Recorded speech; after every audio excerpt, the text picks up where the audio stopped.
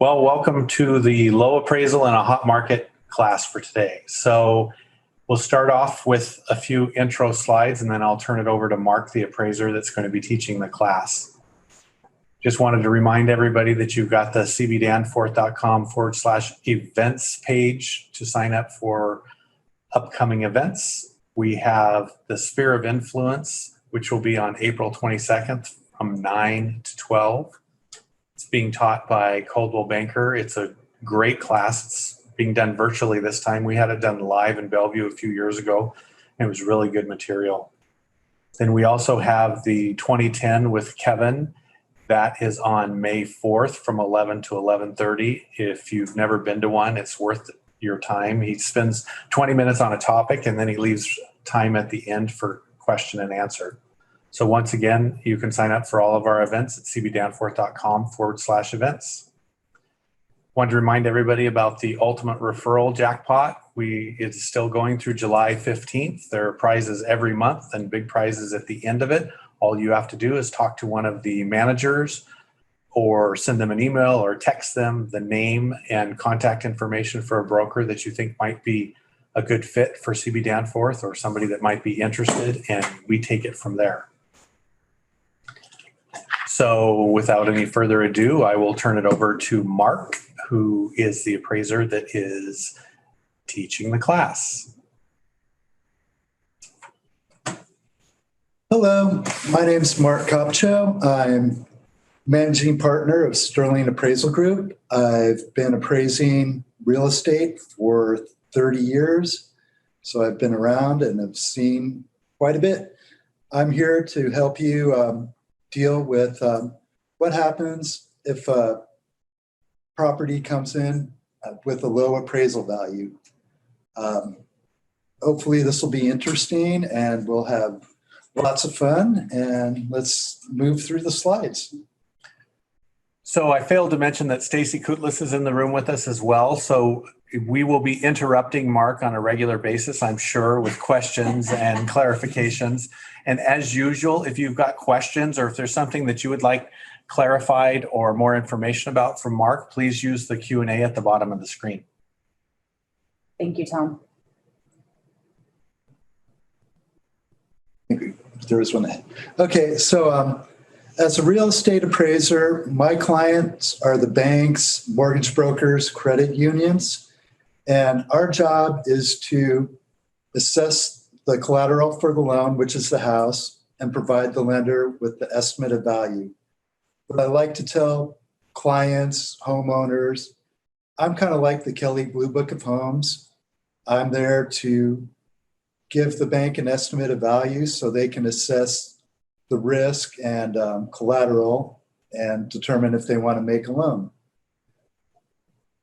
And the appraisal process starts. Typically, I will get an order from the lender over the web through an internet portal. I basically get a borrower name, address.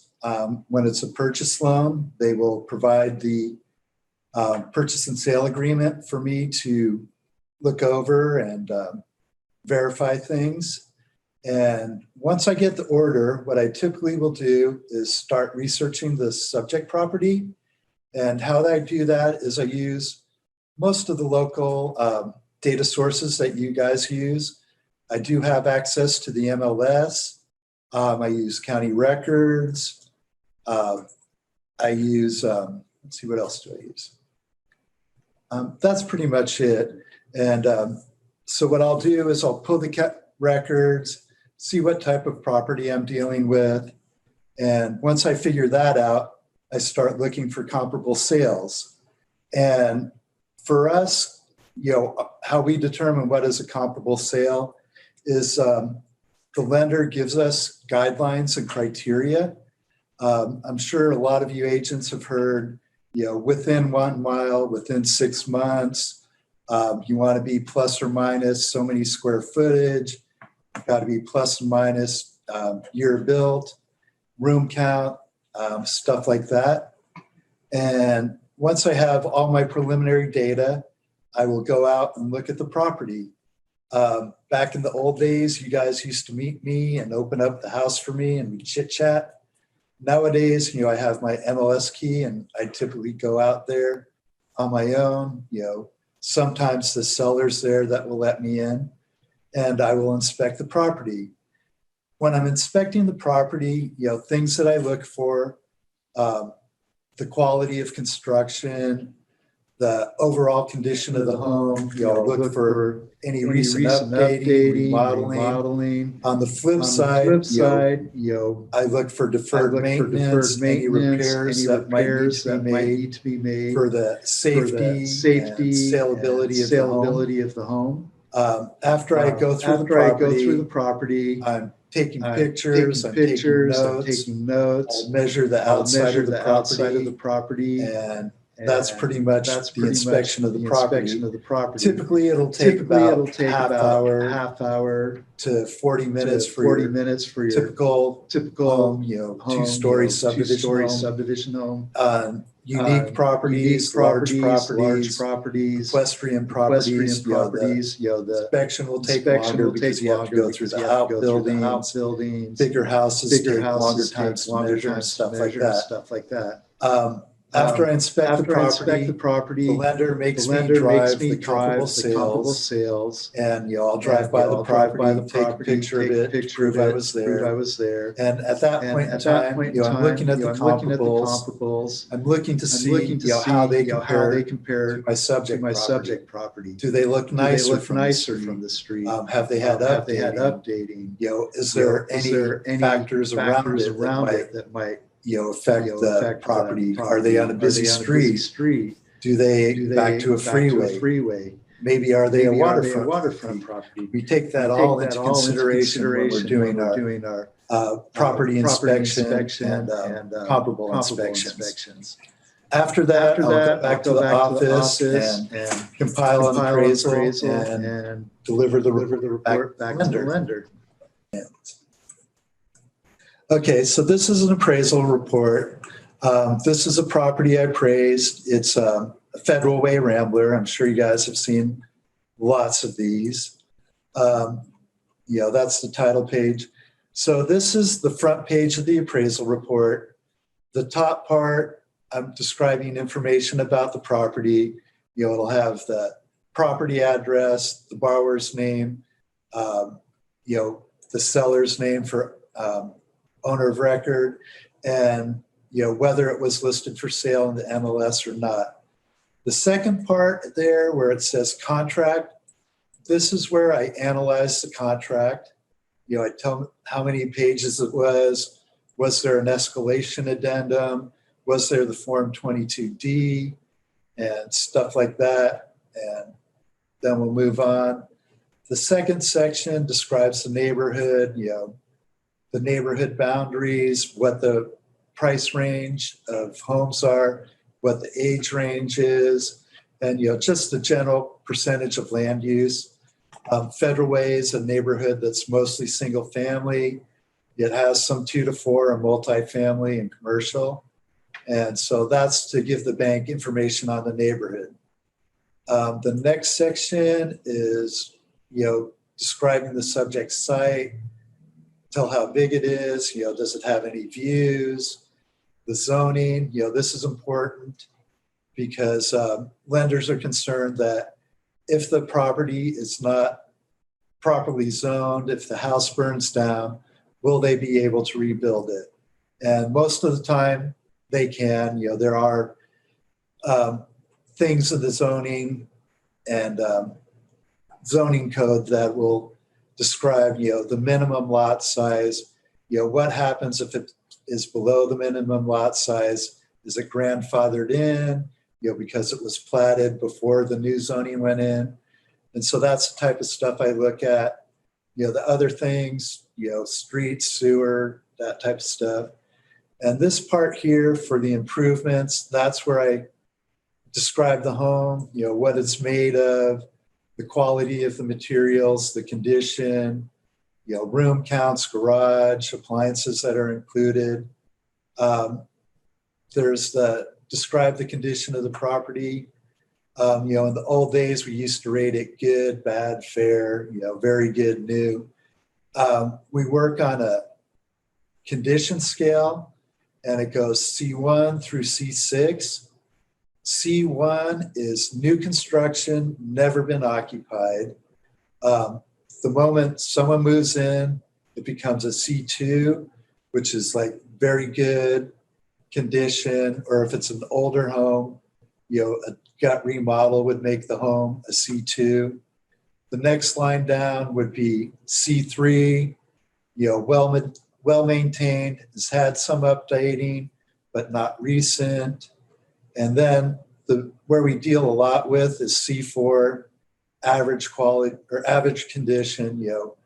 Home has had good maintenance, some updating, but not a lot. And that pretty much takes care of the improvements. And then we get to the second page of the report, which is where I'm comparing my subject to my comparable sales. And as we scroll down, we have addresses. We put in the MLS number, the day of sales. And the next line or important line is data sale time. So in an appreciating market, we make time adjustments. We get our time adjustments, through doing analysis through the MLS. I'll take area 110, all single family homes, and just put them in a spreadsheet. It'll do a regression analysis and show me a trend line. Is the trend line going up? Is it stable? Is it decreasing? And one that's increasing, it'll give us a percentage. Properties increased 12% a year. So if it's 12% a year, I'd make a 1% per month time adjustment. So that's where you're seeing those positive adjustments, because they're all older sales, and the market's appreciated since they sold. Further down, we've got square footage. Typically, we don't make adjustments unless it's really big. I'm describing they're all ramblers, they're all average quality, and you see there's a Q4. We also rate homes on a Q scale. So Q1 would be like Bill Gates's home. Q2 would be custom, brand custom, high quality. Q3 would be your high end, like Steve Jensen homes, Main View homes, homes like that. Richmond American homes, those would be considered Q3. Q4 is your average quality. In Federal Way, it'd be the Alderbrook Ramblers, stuff like that. And then, we're comparing condition. Like if you're looking at Comp 2, it's C2. This is a property I actually have appraised. I did the purchase loan for that property, and so I went through it. It was a gut remodel. They went in and white cabinetry, white quartz countertops, subway tile backsplash, new appliances. The bathrooms were new vanities, fixtures, tub surrounds. So that shows that it's been updated. Then we adjust for square footage, air conditioning, garages, stuff like that.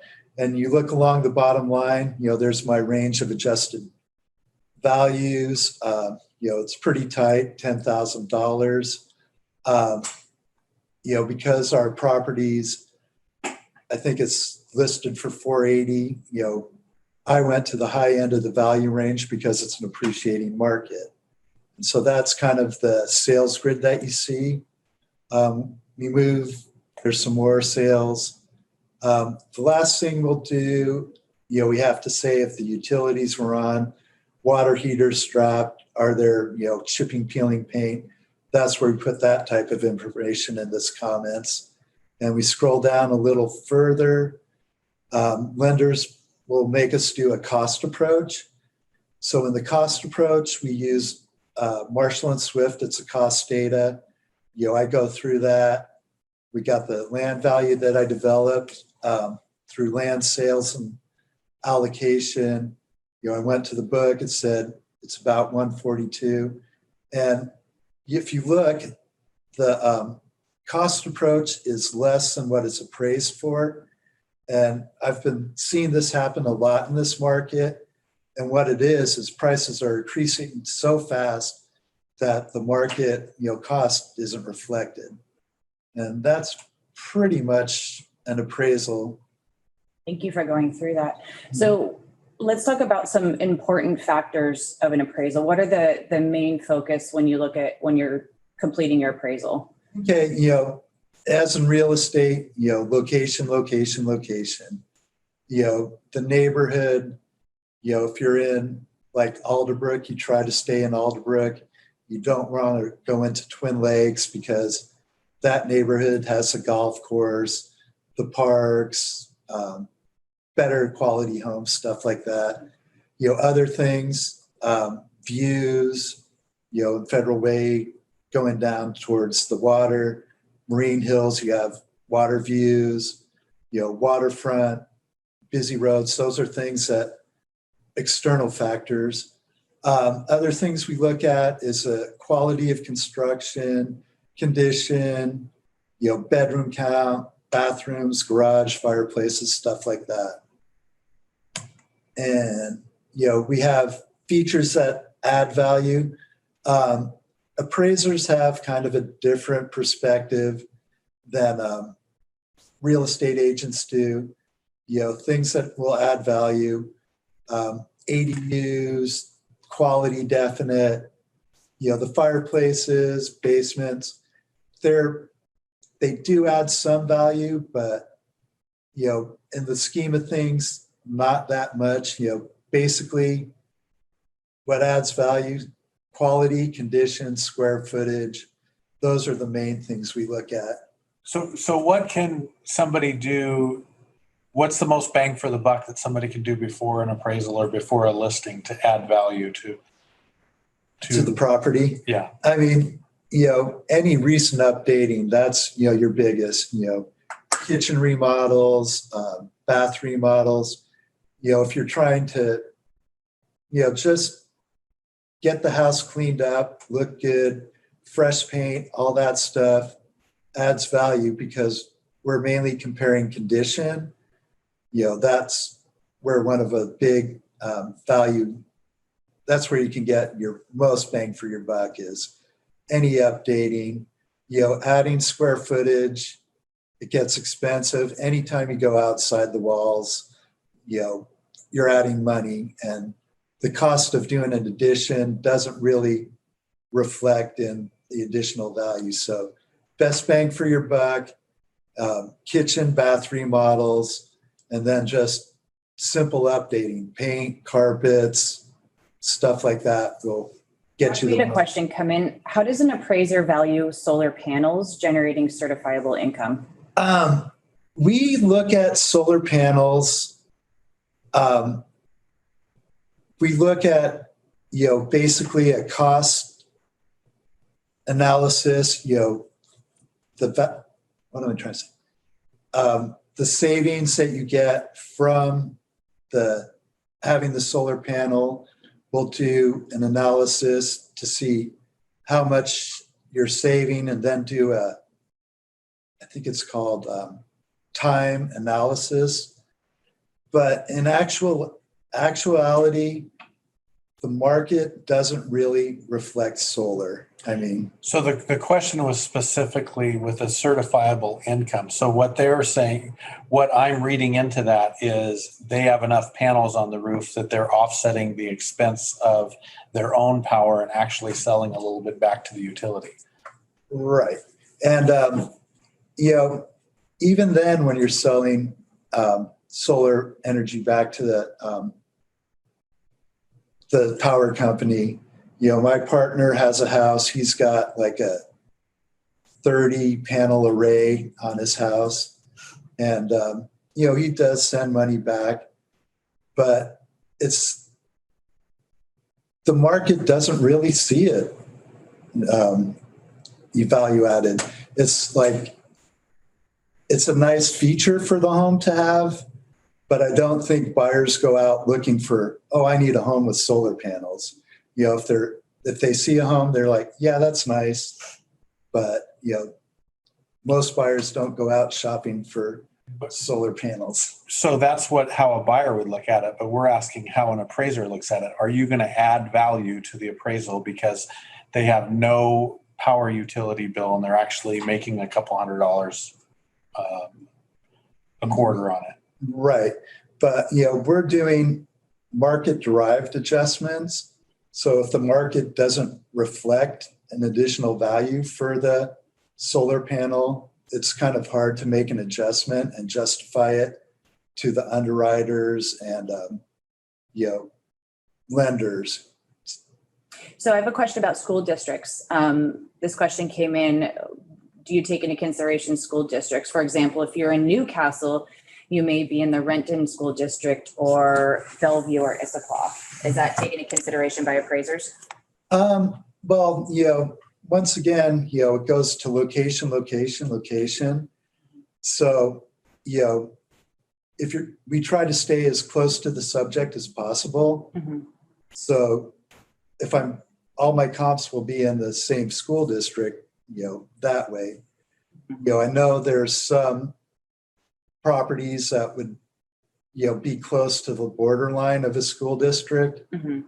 Again, it's, you know, So buyers. you try to use ones in the same school district? Yeah, that's the best way to do it. Right. Okay. You know, buyers have perceived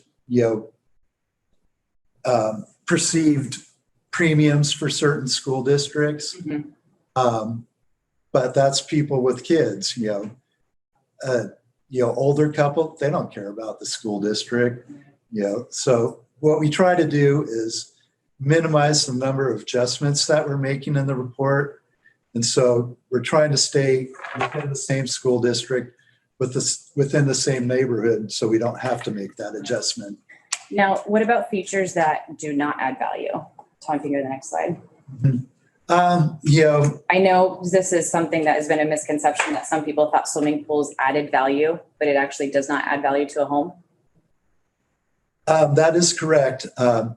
You know, for some people, it's nice. You know, if we lived in California, a swimming pool would be a must-have. You know, here, you know, we've got 9 months of cooler weather. You can use your swimming pool from basically July to September. So that's a short period of time. Then you have the added expense of maintenance, the liability of, you know, someone getting injured or drowning in your pool. So in the overall, it's kind of a net zero. It doesn't really add value. And the same with hot tubs too. From my understanding is it does not add value like it does on our end, where it adds marketability to a home, where a buyer may love that feature, but it doesn't actually add value to the home. Is that correct? Yes, because hot tubs are considered to be personal property, which means you can take that hot tub with you if you want to. In reality, most people will leave it behind. And, you know, I've seen some hot tubs where you're like, ooh, just get that thing out of here. So, you know, it doesn't really add value. Got it. Okay. So now we talk about maximizing the appraised value. You know, in this market with all these escalations and escalating well above list price, you know, what are some things that we can do to maximize the appraised value? You know, maximize the appraised value. Once again, you know, updating is the biggest thing you can do. You know, that is what, you know, really will increase your value. You know, any of the defects, you know, like chipping, peeling paint, if you're going to finance the home, FHA or VA, that's really important to have that stuff touched up. You know, get rid of any deferred maintenance. That would increase the value. Like they say, you know, provide the appraiser with a brag sheet. You know, I definitely take those into consideration. And, you know, when I do write my report, I will include, like, you know, per the homeowner, they remodeled the kitchen in 2013, they put this stuff in. So, that will give the lender on the other side backup as to why I'm saying, this home is in good condition or very good condition. So stuff like that. Okay. So is that something that we can leave in the home? Like, what's the best practice? Is that something that we should leave in the home, that we should, sometimes an appraiser reaches out to schedule it, that we should just email them with that information? Yeah. Reply back with the competing offers and the brag sheet of those upgrades and improvements?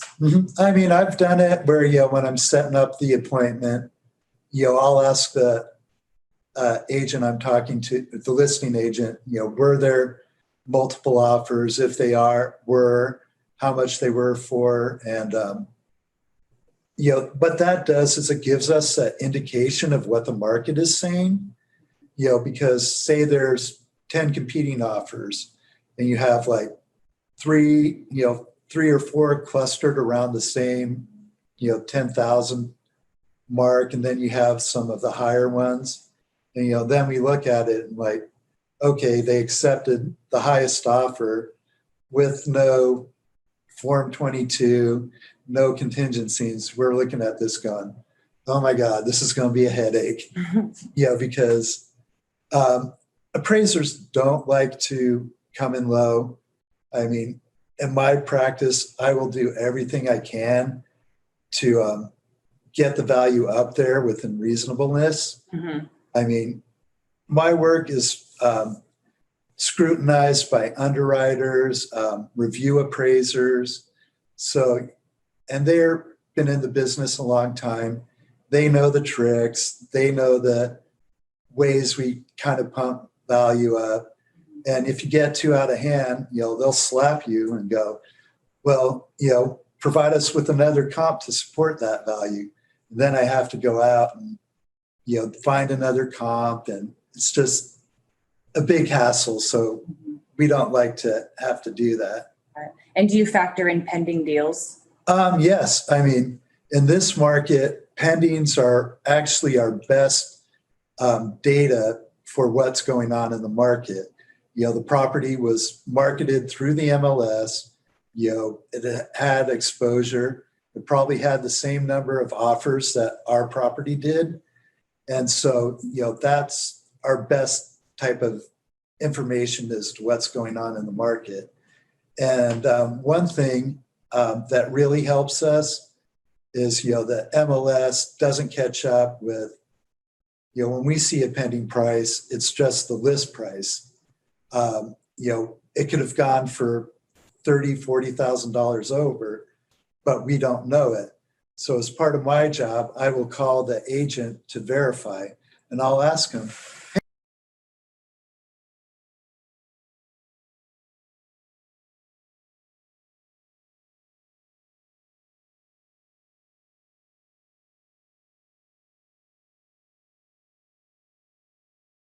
so what we're trying to do is piece together pieces from other comparables to match our subject.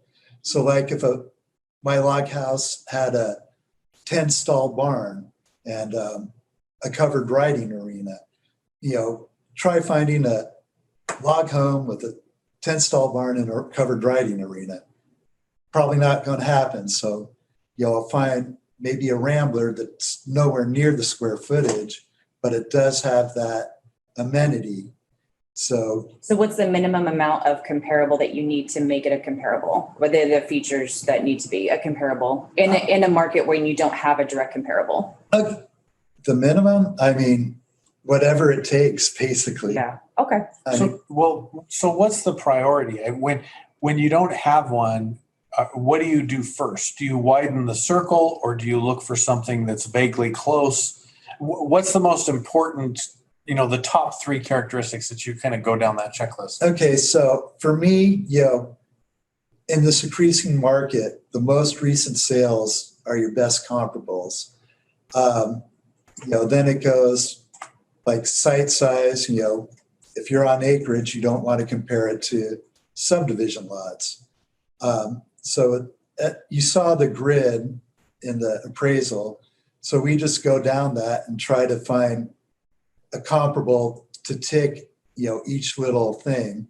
And hopefully, say out of the 6 comparables that I put in the report, every little thing is ticked. And then that way at the bottom line, I can see, okay, this is my range of value. And I'll pick this comparable and give it the most weight because it's the most like my subject. It has the most boxes checked. And that makes it my best comparable because of that factor. Okay. All right. All right. Low appraisal. Now what? The topic of the day, low appraisals. Mm-hmm. The main thing, you can request a reconsideration of value. To do this, you have to work with the buyer's lender. And typically what you will do with the lender, loan officer, is you'll get together and try to dig up comps that you think are close to mine. Are you seen as a listing agent? Yeah, the So listing. the listing agent and the lender will work together to. Mhm. And even the selling agent might get on Okay. that. Because you guys are trying to put the deal together, so you're working as a team to, get it there. And so you would provide me with some comparables that you think are better than the ones that I put in the report. Maybe I missed one because it was slightly smaller. Say I had a 5-acre lot and I only went down to 2.5 acres, but there's this property that's an acre that really is good. And, I didn't miss it because I was looking that low for site size. And you provide it for me and I'll look at it and go, okay, this is a good comp. I'll put it in the report and see what happens. And, if I include it in a report and it shows that the value could be higher, I don't have a problem adjusting my value up. Sometimes, they don't help, but, I will work with everybody to see what we can do. Sometimes, after you do the reconsideration of value, it is what it is. And then it's at that point in time, where you have to renegotiate the sales price. And so for the agents involved, sometimes the highest price is not the best offer.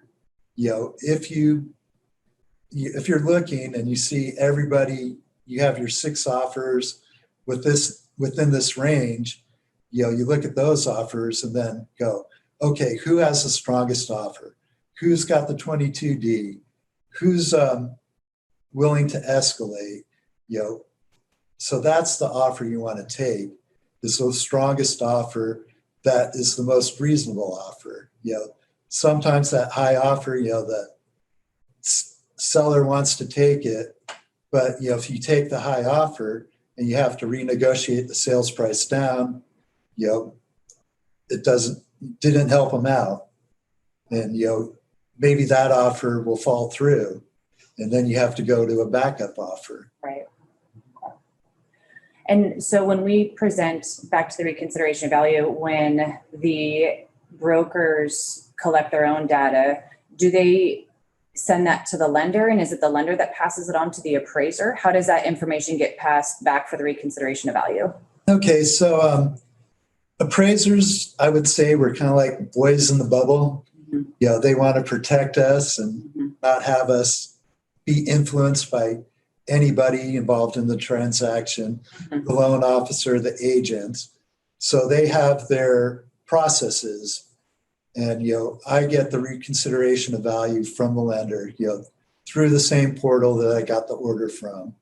And, I'll do that, look at it, include some of the comps, maybe increase the value, say, well, look, I put this comp in, but it supports the number that I came up with the first time. Mm-hmm. And, but it all has to go through the lender, picking up the phone, talking to me. I'll just tell you, you have to go through the lender. I can't talk to you about value. And maybe this is a question for Shannon. at Absolute Mortgage is what's generally the time frame for the reconsideration process? I mean, I'm sure that probably depends on each individual lender, but what's generally the time frame? Because buyers are tightening timeframes to appeal to sellers. And so, if we have to extend closings, like what is it? What's the timeframe that it adds to the process? Yeah, so typically I'll just kind of talk about our side as far as what happens when we do a reconsideration of value is we do work with both agents, and it just has to do with them getting us in the data and really going through it and making sure that we're not also getting comps that are already on that appraisal. We want new comps. And Mark, you can answer this as well, but I know on our side, we have to have comps that are sold when we do the reconsideration of value. Has that changed with any of the underwriters on your side as far as accepting pendings? Pretty much the lender will want to see solds. Exactly. And so with that, we've got to get all the data, and it's like me writing a mini appraisal report of why these comps, should be used. So it's getting all that data put together with the help of the agents and then submitting that back in. Once we submit it back in with our vendors, they have about 48 hours to review it. But we've got to get all that data to get it in and then be able to get that, to the appraiser through the third party and then have them review it and see if they're going to accept it or if they have questions. Hey, Shannon, we're getting a weird sound along with your audio, like something's dragging across your microphone or something. Okay. Just FYI. So I have a question for Bubble Boy. You say the appraisers are in a protected bubble, and I get that. So maybe we need to kind of go back and talk real briefly about the brag list people leaving for you. What is it that they're not supposed to do that's going to get them sideways with the appraiser? What communications should they not try? What should they not put on that list? The brag list, you do the, that's definitely helpful, because when I look at it, I typically try to put some of that verbiage in the report to let the agents, the sellers know that I read it and considered it. So, I'll take it and put it in the report for whatever good it is. I think on the second page, there's another slide coming up. Oh, yeah. So what not to do to an appraiser, harass or threaten. I mean, especially in this market, we've come across some agents that can be really aggressive. And, we have an office manager that handles our phones. And, if she gets that type of information, she'll just be the gatekeeper and run interference for us and tell them, look, we can't talk to you. You have to talk to the lender and, go through the proper channels to get this stuff done. And, So you're in a bubble, but it's not bulletproof. yeah, I mean, when I leave my business card, it has my cell phone number. It's got my email. And for myself, I don't answer the phone if I don't know the number. And then if it goes to voicemail, if it's an agent, it's like delete, because we are not allowed to discuss value with anybody else other than the lender. And, that can get us in trouble with the lender, in trouble with the state. And, my license is my livelihood, and I'm not going to jeopardize that over one deal. Good to know. So that would be something on that list of don'ts is don't try to communicate with the appraiser directly. And like if you're there when they're doing the appraisal, you're not there to try to coax them into. Well, I mean, when I'm there with agents, we'll chit chat and I'll ask them questions about the home because I want to show I'm interested. I want to show that, I'll accept any information they give me. you can tell me anything, but don't tell me a number. Got it. So just providing facts about the home Mhm. and the features and, okay. Exactly. And, you can provide me with comparables. I always will look at them, because I want to see, and a lot of times, my comparables will be the same as the agent's comparables. And maybe once or twice I'll have one that I'm like, oh, look at this one. It's good. I didn't notice that one. And I'll include it in the report. So there's some questions that we have coming in that are some great questions I'd like to get to. And I want to leave some time for Q&A, but I want to go to Shannon, segue into the loan portion. If you want to review just kind of on your end, as a lender, just the process and timeline, what's different between a conventional and FHA, VA loans, work orders, loan, just everything that you handle on your side. If you want to take about 5 minutes to review that. Tell Sure. us everything that you know. You got 5 minutes. Go. So the biggest thing is when we're doing the appraisals or ordering the appraisals, we actually don't know who the appraiser is until the appraisal is actually turned in. The only time we actually know who the appraisal is when it is a VA appraisal. But on FHA and conventional, we have to submit it through the third party and it gets turned in. And then we don't have any of that information until the appraisal report comes back to us. So you, as the realtors, will know who the appraiser is before we do. And so one thing that's, what Mark was talking about is having that packet put together, having that brag sheet, set out for them. Is every appraiser going to use it? No. But why not do it, especially in this market? Have, the offers set out of if we had, competing offers and what they were. I mean, having, all of the, what upgrades have been done. I mean, this is all stuff that can be put together really nicely. And if it does help, great. If they don't, then, we'll deal with that. But I mean, that's a huge thing that I think agents can really help out with in this market to, get to that value that we're all trying to, show.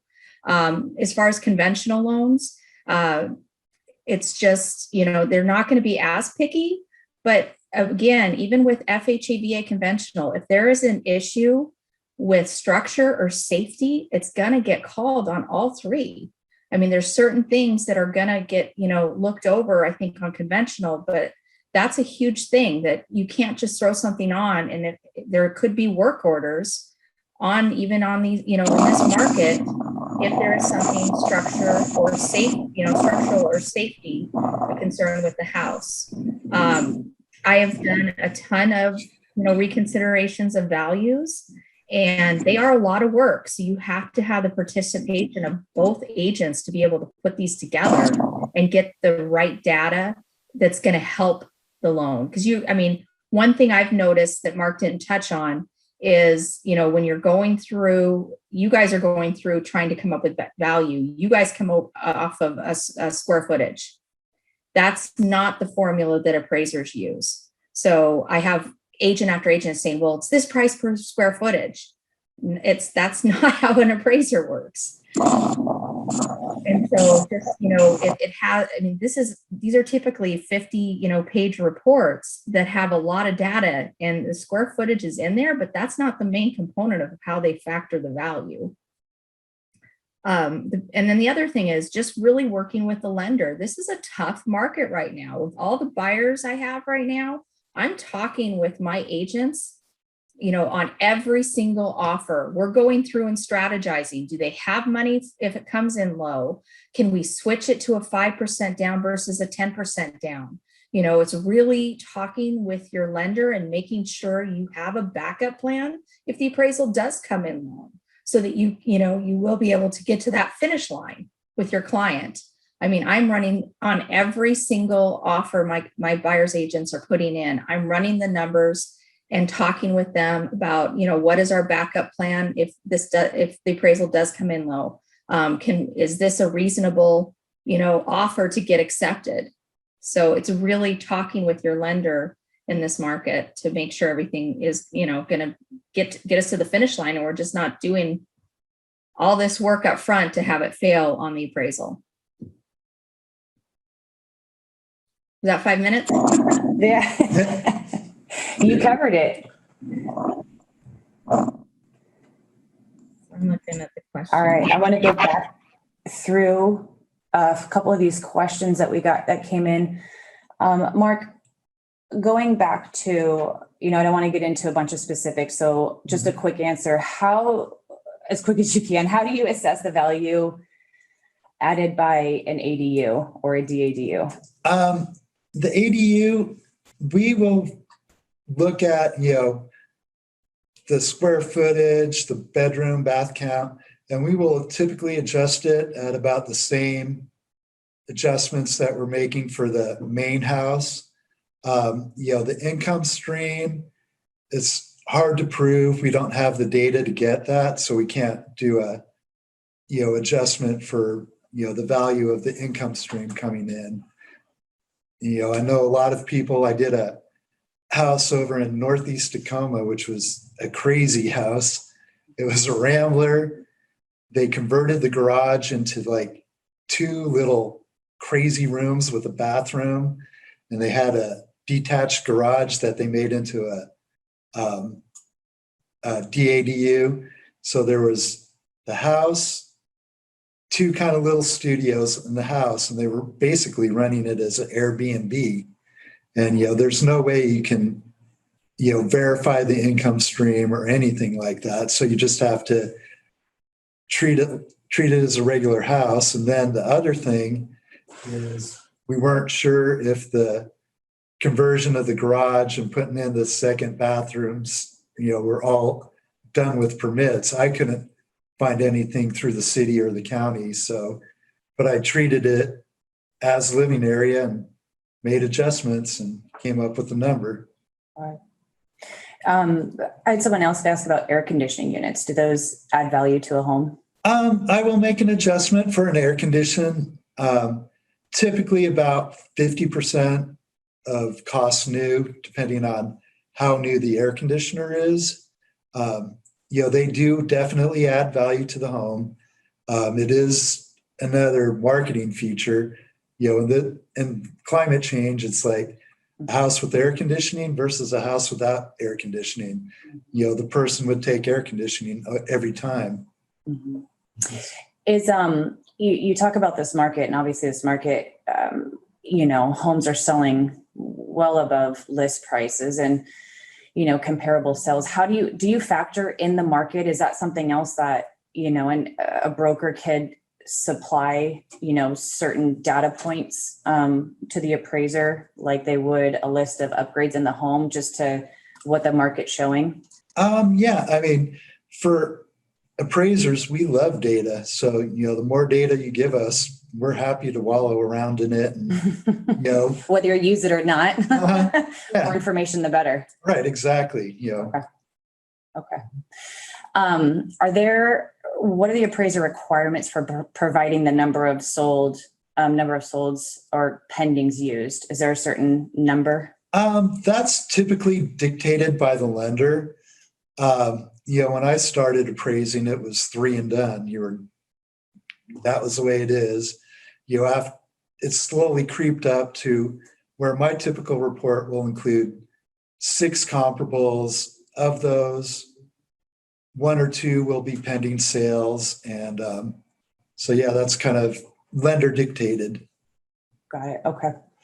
And garages, a home with a garage versus not a garage obviously has more value, but is there more I would assume, if you look at like a 3-car garage versus a 2 or a 1-car garage, is that significant value? Yes, we do adjust garages, and how we get that data from is we'll typically go to new construction and you'll see, what they charge for that additional garage. You can get the floor plan with a 2 or 3-car model, and you look at the price of the 2 cars, compare them to the 3 cars, and the difference in value could be attributable to the garage. That will give you an indication of how big your garage adjustment should be. And what about like when it's an RV garage or one that's got 9-foot doors or 10-foot doors, or it's extra deep? Again, you you try to compare the property where, where you have the RV garages and stuff like that. It won't be your subdivision home. It will be more like your suburban, rural type property. And then, we'll adjust it either on a square footage basis, because you might come across a property with an attached 2-car garage and then a 40 by 60 outbuilding that has 3 bays, but a lot of it's just extra shop. So I'll make adjustments for the garages that are attached to the house. And then later in the grid, I'll put like 2,000 square foot garage shop and adjust on a square footage basis for that. Got it. I know we saw this a lot last year in 2020 with the pandemic. We had a lot more desk appraisals and exterior appraisals. Have those been eliminated? Are we still seeing those? I don't know if it's a question for you or Shannon, but are we doing pretty much full appraisals now? Is that a thing of the past, desk appraisals? It is full appraisals. Okay. I'm not seeing any exterior appraisals from any Fannie Mae and Freddie Mac, or that's not even an option when you're running it through. There is one thing I am seeing, and it's not, they're called property inspection waivers. And that is basically just an automatic appraisal that is through the FHA, VA, or not VA, but FHA. I'm not seeing them on FHA. Really, Fannie Mae and Freddie Mac is where you're seeing them. And when I have a solid client that is putting, I've seen them as high as 70% on the down payment. And if they like the value, I have actually received property inspection waivers for purchases at between like 30 to 50% down. If the whole package is, the client has high credit, their income is good, the property is showing in the system, where they like it. I actually have got to where the appraisal is waived. We don't even need an appraisal. But exteriors, I'm not seeing exterior only appraisals. They want to go inside, and I think that's just for the safety and structural item of that. They want to make sure that there's nothing wrong. Thank you, Shannon. So we did have a few more questions. And so for those who had questions that we didn't get to, we'll make sure to reach out and follow up with Mark with that and answer your questions. So just to summarize, just providing as much information as possible to the appraiser, whether they use it or not, but from market to items in the home, just providing that information is what it sounds like. So what the low appraisals in a hot market, what are the top 3 things that the brokers can do to maximize that appraisal in a quick summary? The highest offer is not the best offer. I mean, you want a strong offer, the high down payment, the additional down payment, thing. That's a better offer than taking the high one, keeping your fingers crossed and, hoping it flies, and you'd save yourself a lot of headaches that way, just kind of change that mindset. Second thing, there isn't a low appraisal. I just reflect what market value is, Yeah. Like I said, I'm the Kelly Blue Book of homes. I look at things detached. I don't have emotion in the game. I don't have commissions riding on it. I look at the facts and, Dragnet, just facts, ma'am. And probably the last thing, I don't know, be prepared to,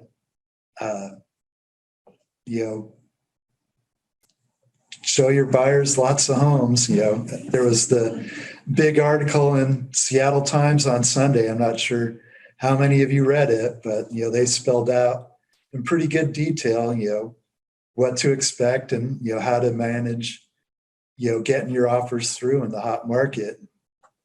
Awesome. Thank you so much, Mark. Oh, no problem. Yeah, so as always, don't reach out to Mark because he's an appraiser and you can't talk to him. No. No. I can't talk to you about a property that I'm involved in, but I've got agent friends. I've got, people that know me. They'll call me up and go, "Hey, Mark, I'm working on this property and I can't figure it out. Can you give me pointers which way to go? How can I, get a better fix on what I should list this for?" So, I'm not sure if my number got up there. If it's not, I'll pass it on to you guys. I'll give you my office number and, feel free to reach out. I don't have any problem talking to real estate agents other than on properties where they're involved in. And Shannon's always happy to take your calls. She's ready for any loans or business you got for her and questions. She's always been a great resource for us as well. So we are 1 minute away from 12 and we like to end on time. So thank you very much for taking time out of your busy day today to spend with us. And hopefully you have the Sphere of Influence class on Thursday on your calendars because that is a really good class. And we will see you next time. Thanks so much. Thank you. Bye.